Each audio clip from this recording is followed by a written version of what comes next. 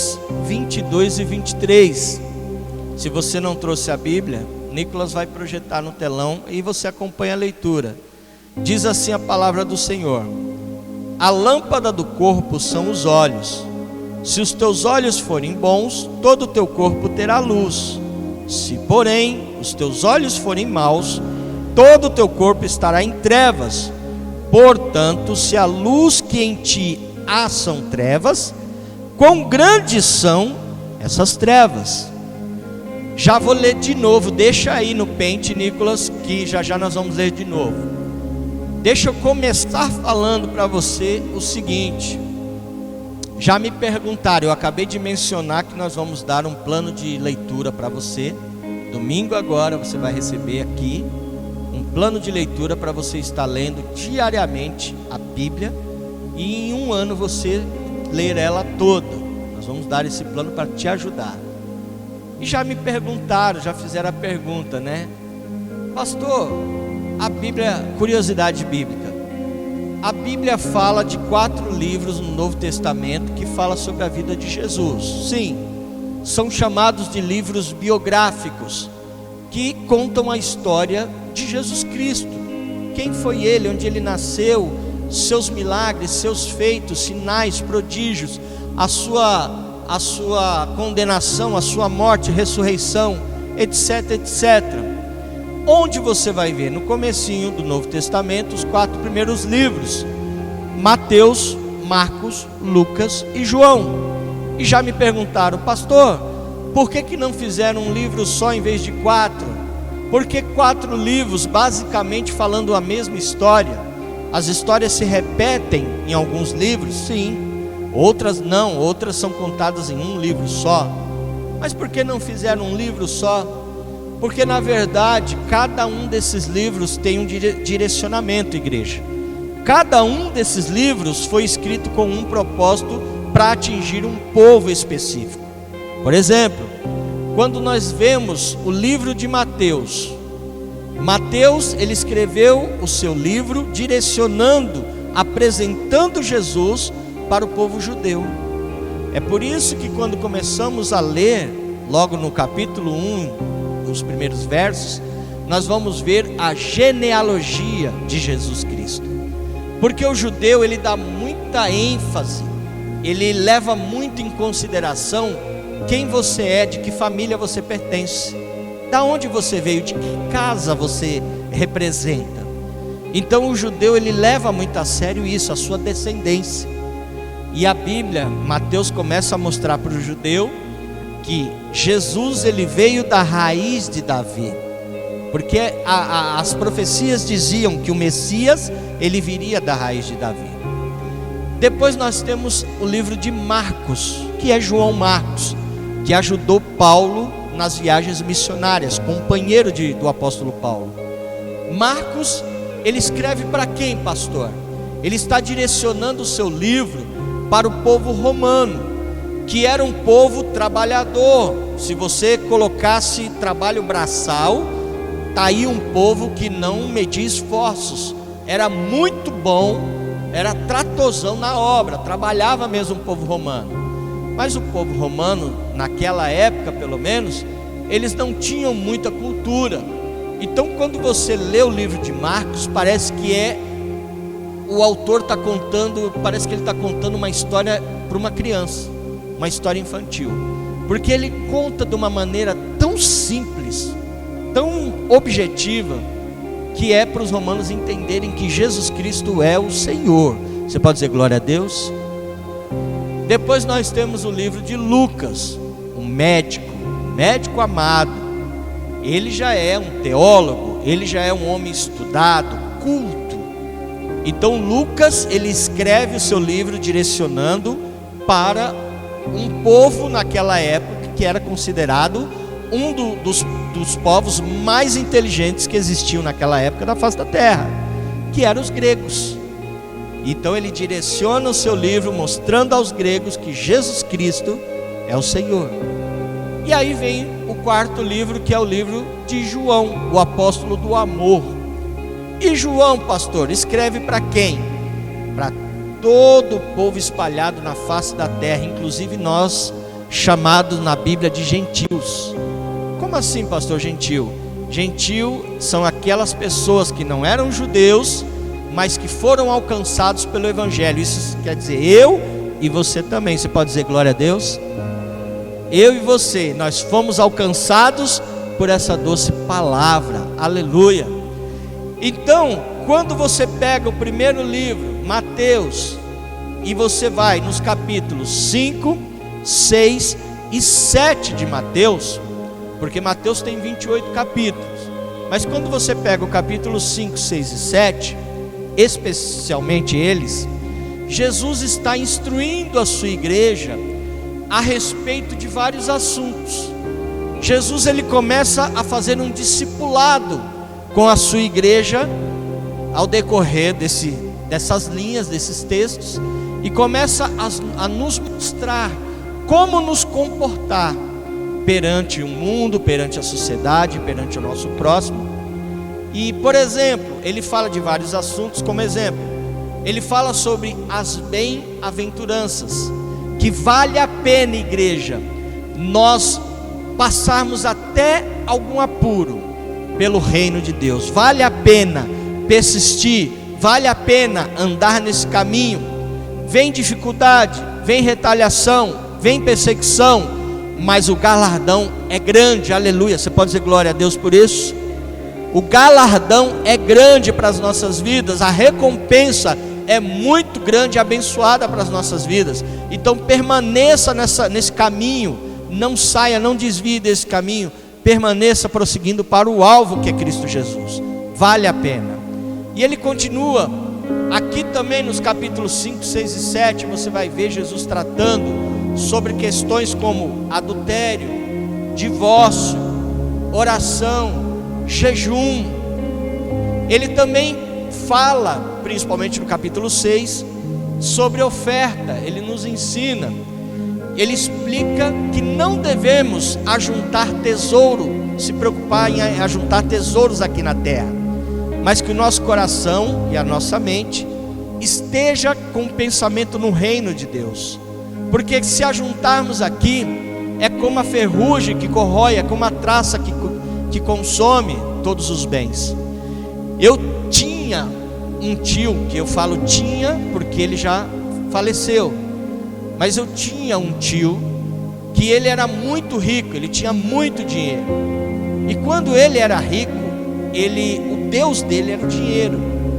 Você podia pedir qualquer coisa, falar qualquer coisa com ele, mas se você falasse sobre dinheiro, pedisse dinheiro para ele, você se tornava inimigo dele, porque ele tinha aquele amor, apego ao dinheiro, o amor sórdico, como a Bíblia fala, ao dinheiro. E ele não curtiu nada da vida, apesar dele ter bens, dinheiro, ele não curtiu, não viveu a vida dele. Quando ele morreu, nada levou, ficou tudo aí. Ele não levou. Nu ele nasceu, nu ele voltou. Então tudo ficou aí para a família brigar pela herança. Então não vale a pena. É o que a Bíblia está aqui falando sobre ajuntar tesouros no céu. E também ele fala que não podemos servir a dois senhores, porque se nós queremos servir e agradar a dois, nós não vamos conseguir. Nós vamos sempre agradar a um e desagradar o coração do outro. Então não adianta você querer servir a Deus e a Mamon, o Deus das riquezas. Então você vai estudar tudo isso no livro de Mateus. E aqui em Mateus 6, 22, 23, projeta mais uma vez. Jesus ele diz a sua palavra: lâmpada do corpo são os olhos. Se os teus olhos forem bons, todo o teu corpo terá luz. Se porém os teus olhos forem maus, todo o teu corpo estará em trevas. Portanto, se a luz que em ti há são trevas, quão grandes são essas trevas. Jesus ele está falando aqui nesse texto sobre trevas e explicando sobre bons olhos e maus olhos, ou olhos bons e olhos maus. Ele está falando no texto.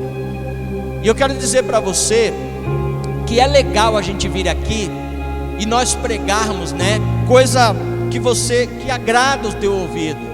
você ouvir que Deus está abrindo porta, que Deus está derramando chaves aqui, de conquista, de apartamento, de carro, de casa. Isso é muito bom a gente ouvir. Mensagens que vão te alegrar o coração, massagear o ego, te botar para cima, mexer com a tua autoestima.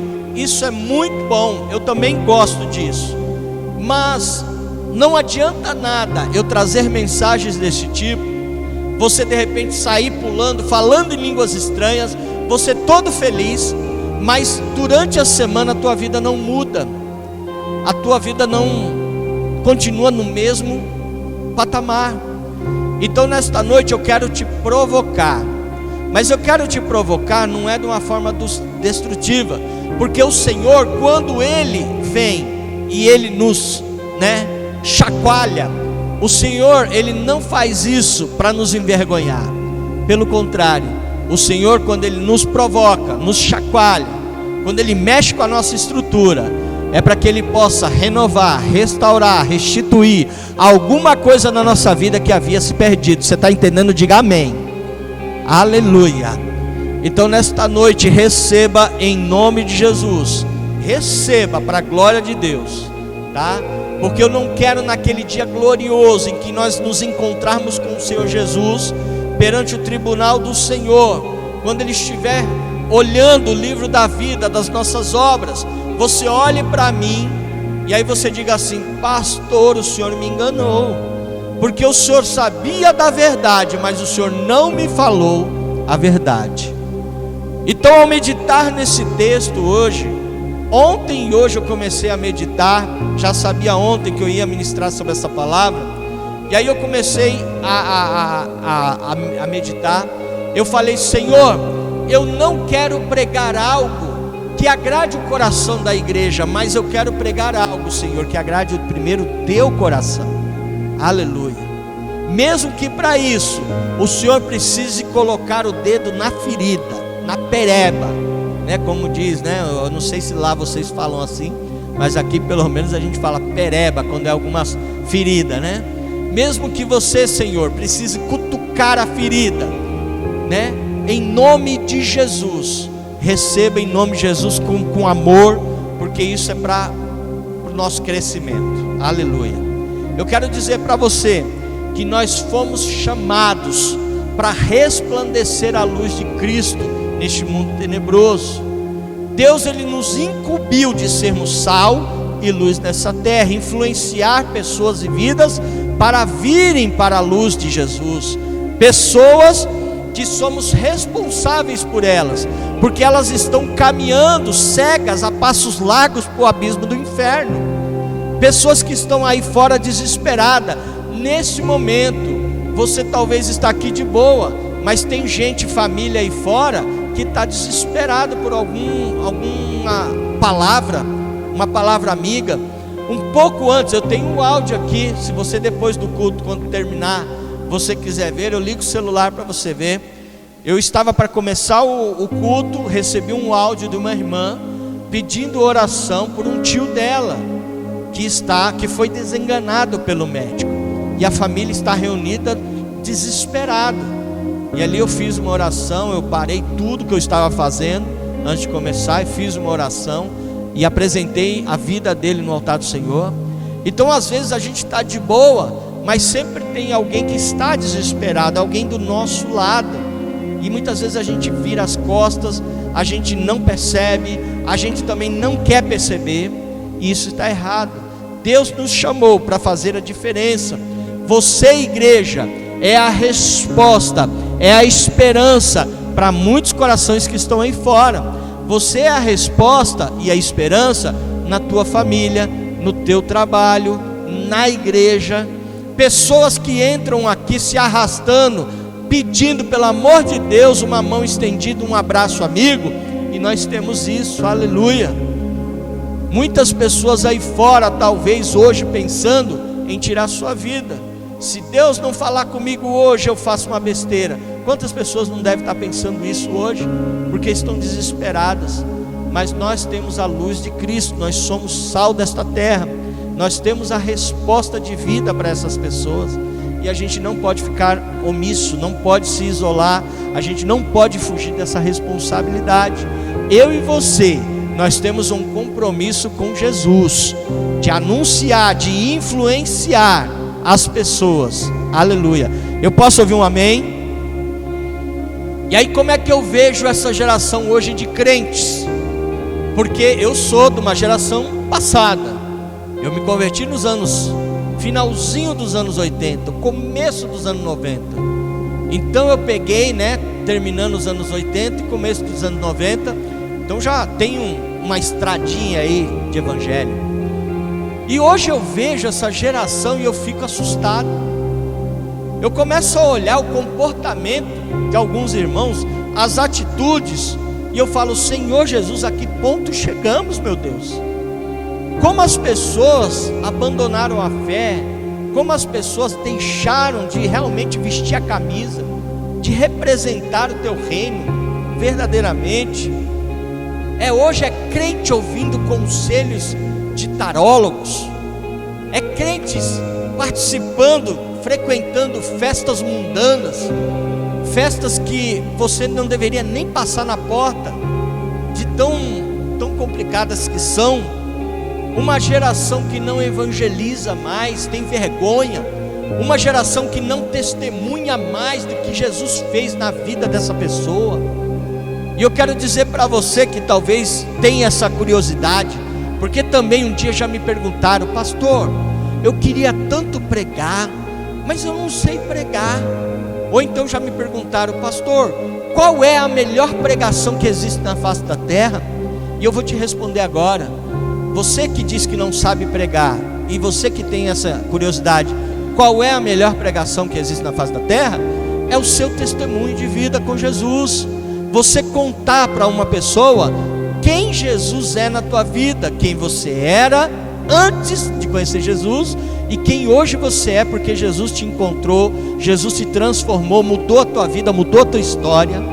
Se você falar isso para uma pessoa, com certeza absoluta, essa pessoa vai ficar impactada, porque a verdade é a história da tua vida. Não tem, não tem nenhum embromação ali. Você está sendo sincero de coração, sincero de coração. Então hoje as pessoas não testemunham, e esquecemos dos conselhos abençoados do rei Salomão em Provérbios 11:30, quando ele diz: aquele que ganha vidas, que ganha almas para o reino, sábio é. Então ganhar vidas, pessoas para o reino de Deus é uma bênção. Aleluia. Hoje nós vemos uma geração que o evangelho não é o suficiente. A Bíblia Sagrada hoje não completa essa pessoa. Hoje ela precisa procurar se preencher em mais alguma coisa. O evangelho não é. Hoje nós vemos uma geração que usa de subterfúgios para ajudar a Deus, tentar ajudar a Deus. Aí eu me lembro da besteira de Abraão com Sara, tentando dar uma forcinha para Deus, e deu no que deu, ali no rolo, aquela bagunça toda que aconteceu na vida de Abraão e Sara, que quando foram tentar dar uma ajudinha para Deus. Então Deus não precisa de ajuda, é o tempo dele, igreja. No tempo de Deus as coisas vão acontecer na tua vida. Espere e confia nele. Aleluia. São pessoas usando de subterfúgios para atrair seguidores, atrair discípulos, e aí usam estratégias marqueteiras como carnaval gospel, parada gospel, o discurso do não julgueis. Não, vivam o amor. E mais do que isso, hoje não se vê pregando em arrependimento. É muito raro as pessoas pregar arrependimento ao coração das pessoas. Mas eu quero dizer para você, não podemos ser esta geração. Não podemos acompanhar esta geração que não lê mais a Bíblia, não ora mais, não busca Deus em oração. Porque ainda existem pessoas que buscam, há raras exceções. Tem pessoas que buscam, que leem a palavra de Deus, mas tem pessoas que não buscam mais. Uma geração que interpreta a Bíblia de uma forma errada. Pega um texto isolado, não examina o contexto e aí começa a pregar heresia, começa a pregar besteira. E o pior é que tem muita gente que acredita e vai na onda. Pessoas como, por exemplo, vou usar um texto aqui que pegam hoje, 1 Coríntios 9:20, onde Paulo diz assim: me fiz de judeu para ganhar os judeus. E a pessoa pega isso e fala: não, eu me fiz de mundano para ganhar os mundanos, me fiz de pecador para ganhar o pecador. Só que aí a pessoa, ela entra no pecado e ela se atola, ela se atrapalha no pecado. Igreja, muito cuidado com isso. Lembra o que aconteceu com Sansão? Sansão não podia comer do fruto da uva, mas ele estava passeando entre as parreiras. Ele deu sopa ao azar, deu brecha. E você sabe o que aconteceu. Se você ler a história de Sansão, você vai ver um homem que nasceu predestinado a ser um juiz, um profeta em Israel, um grande homem de Deus. Mas sabe o que aconteceu com ele? Ele morreu cego, porque a primeira coisa que o inimigo faz é furar os olhos e tirar a visão do camarada. E foi o que fez com Sansão. Ele ficou cego, sem visão, e morreu servindo ali aos filisteus como um palhaço. Porque aí você fala: pastor, que palavra forte. Mas é a verdade, porque ele ficou ali fazendo graça e todo mundo rindo da situação dele, aonde ele foi zombado, escaneado. Ali todo mundo zombava, ria dele. Ele morreu dessa forma. Tudo tinha para dar certo esse homem, mas ele não deu ouvidos. Então eu quero dizer, muito cuidado com isso, igreja. Se os teus olhos estiverem fixos no autor e consumador da nossa fé, que é Jesus Cristo, nenhuma má notícia te abalará. Você pode dizer amém? Se os teus olhos estiverem fixos no autor e consumador da nossa fé, que é Jesus Cristo, nenhuma má notícia te desestruturará. Você pode dizer glória a Deus? Nenhuma aflição roubará a sua paz de espírito, nenhum sentimento ruim roubará a sua alegria, a alegria do seu coração, se você estiver com os seus olhos fixos em Jesus Cristo. Aleluia. E o texto que nós lemos, eu já estou partindo para o finalmente. O texto que nós lemos aqui, ele fala sobre olhos, lâmpada, e ele fala sobre o corpo. Os olhos é o órgão do nosso corpo que é responsável por um dos 5 sentidos, que é a visão. E eu quero lembrar que a palavra de Deus, quando fala sobre o nosso Deus, até cantamos nesta noite, os olhos de fogo.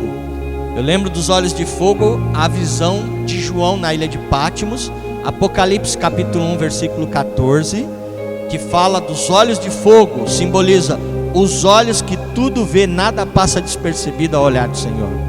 E eu me lembro também de Provérbios capítulo 15, versículo 3, os olhos do Senhor estão em todos os lugares, contemplando os bons e os maus, nada passa despercebido ao olhar do Senhor.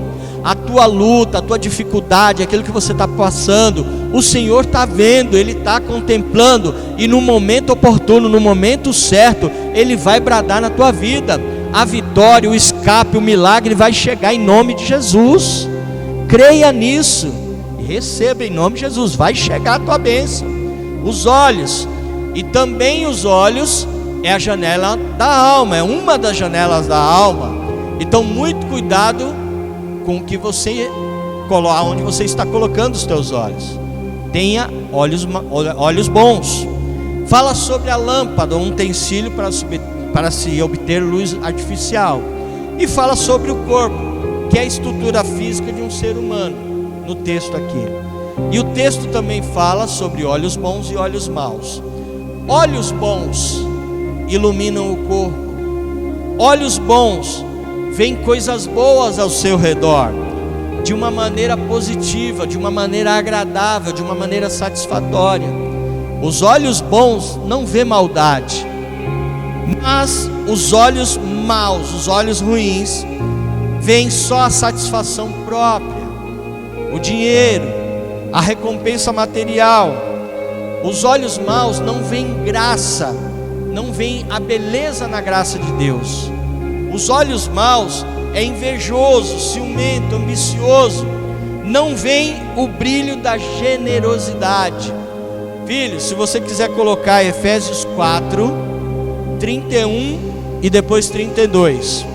Efésios 4, 31 e 32. A palavra de Deus fala sobre pessoas com olhos maus, diz assim: livrem-se de toda amargura, ira, cólera, gritaria, blasfêmia e malícia. Antes sejam uns com os outros compassivos, amáveis, benignos, porque aí no versículo 32, como também, e perdoando uns aos outros, como também Deus vos perdoou em Cristo Jesus. Você pode dizer assim: glória a Deus, aleluia. Os bons olhos não fazem votos e juramentos em vão, né? Deuteronômio 23, 21 e Eclesiastes 5, 4 fala que não devemos fazer votos, fazer juramentos ao Senhor em vão.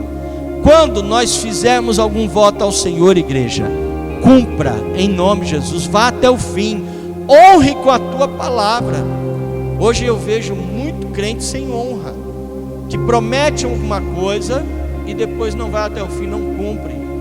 Que a sua palavra, como diz Mateus 5,37, seja assim, sim ou não, não. Passou disso, vem do maligno. Então seja assim, sim, não, não. Prometeu, vai. Os olhos bons não têm dificuldade de pedir perdão, de liberar o perdão. Então não seja uma pessoa rancorosa, que guarda dentro de si o rancor, o ódio, mas que você possa ter olhos bons para aquela pessoa. Pastor, mas o senhor não sabe o que ele fez, o que ela fez para mim. Não importa. Em nome de Jesus, você está sofrendo aí por alguma coisa que você poderia já estar livre disso. Libere esse perdão, libere essa vida. Em nome de Jesus, tenha olhos bons. Os olhos bons sabe que eu sou morada do Espírito Santo de Deus. A Bíblia fala isso. O Espírito Santo de Deus habita em mim, dentro de mim. Então, se eu sou templo do Espírito Santo, eu não posso sair falando palavrão, eu não posso ficar bebendo até cair na sarjeta, eu não posso ficar fumando cigarro, narguile, eu não posso entrar na prostituição, porque o Espírito Santo de Deus habita dentro de mim. Ele é a morada, e os olhos bons sabem disso. Os olhos bons não deixam de buscar a presença de Deus, não deixam de vir à igreja, se alimentar da presença de Deus, por causa de qualquer besteira, não, porque um dia nós vamos nos encontrar com o Senhor. E olha, falando sobre isso de você deixar de vir à igreja, quantas pessoas deixam de vir por causa de uma bobeira? E é justamente naquele dia que Jesus preparou para mudar a história do camarada. E naquele dia Jesus olha e fala: mas cadê? E a pessoa não está. E aí eu me lembro da situação que Tomé passou. João capítulo 20, versículo 19 em diante. Jesus tinha morrido recentemente na cruz, e ali os discípulos se reuniram para fazer uma célula. E naquela ocasião Tomé faltou, não foi no culto, e Jesus apareceu ressuscitado. Olha que glória! Você imagina, o pessoal deve ter se reunido, e o pessoal estava tudo murcho, tudo xoxo, tudo triste, porque Jesus tinha morrido. Só que Jesus apareceu, aleluia. Você imagina a glória, a graça, o reteté que não deve ter sido, a alegria no coração. Aquilo deve ter sido, eu queria estar nesse culto, deve ter sido só glória para cá, glória para lá. Só que Tomé não estava. E quando ele chegou e contaram para ele: Jesus voltou, Jesus apareceu para nós, ele falou: ah, tá bom. Ele estava mais para lá do que para cá, estava apagado, ficou desconectado. Por quê? Porque estava fora do corpo. Porque na hora que Jesus preparou para fazer uma grande bênção na vida dele, ele não foi. E assim são as pessoas que perdem a oportunidade. E os olhos maus, eles acham que pode enganar aquele que tudo vê. Mas como eu disse para você, você não pode fugir dele não. Os olhos do Senhor estão em todos os lugares. porque um dia nós vamos ter que prestar conta ao Senhor. Um dia nós vamos estar face a face com Ele, porque Jesus está voltando. Você tem alguma dúvida disso, igreja? Olha a situação em volta, o que está acontecendo no mundo. Olha a nossa volta. Eu não tenho dúvida que a volta de Jesus está perto. Eu não sei você, mas eu tenho certeza que Jesus está voltando. Então, em nome de Jesus, vamos nos consertar. Vamos colocar a nossa vida no altar do Senhor. Filho, se você quiser colocar Atos 3,19, por favor. Vamos ficar de pé. A palavra do Senhor diz em Atos 3,19: arrependei-vos, pois, e convertei-vos ao Senhor, para que venham os tempos de refrigério para a tua alma, para que você possa, no tempo de refrigério, na presença do Senhor.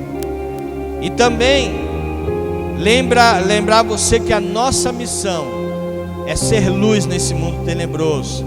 Se você quiser colocar 1 Pedro 2,9, filho, 1 Pedro 2,9, a nossa missão é ser luz nesse mundo de trevas.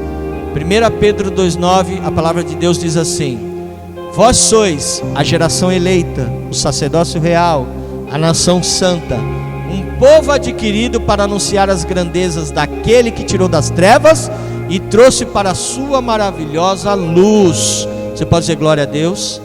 A luz de Jesus Cristo. E Lucas 11:33, eu já estou terminando. Lucas 11:33, o Senhor Jesus, ele diz assim: ninguém acendendo uma candeia a põe em lugar escondido, nem debaixo de uma vasilha, mas no lugar próprio, para que todos que entram vejam a luz. Então, se você tem um lampião, você não vai esconder ele, você vai colocar ele à vista para que ele possa iluminar e todos vejam a luz dele. Ou seja, o que essa palavra está dizendo? Jesus, ele nos leva, igreja, e nos coloca a lugares que a gente nunca imaginou. Jesus, ele nos leva a lugares para que a luz dele que há em nós brilhe, habite naquele lugar, para que através da sua vida a luz do Senhor ela possa resplandecer como um farol. Você já viu a função do farol? Se não tiver um farol em tempo de tempestade, com certeza o navio vai bater nas rochas. E o farol, ele é o condutor. O farol ajuda aquele navio poder navegar em tranquilidade, em paz, e chegar ao seu destino, ao porto seguro. Da mesma forma somos nós. O Senhor nos usa como farol neste mundo tenebroso. Quantas pessoas aí fora desesperadas, sem saber o que fazer, e nós temos o caminho, nós temos a solução. Aleluia. Que a luz do Senhor Jesus resplandeça através da sua vida, em nome de Jesus. Você pode fechar os teus olhos.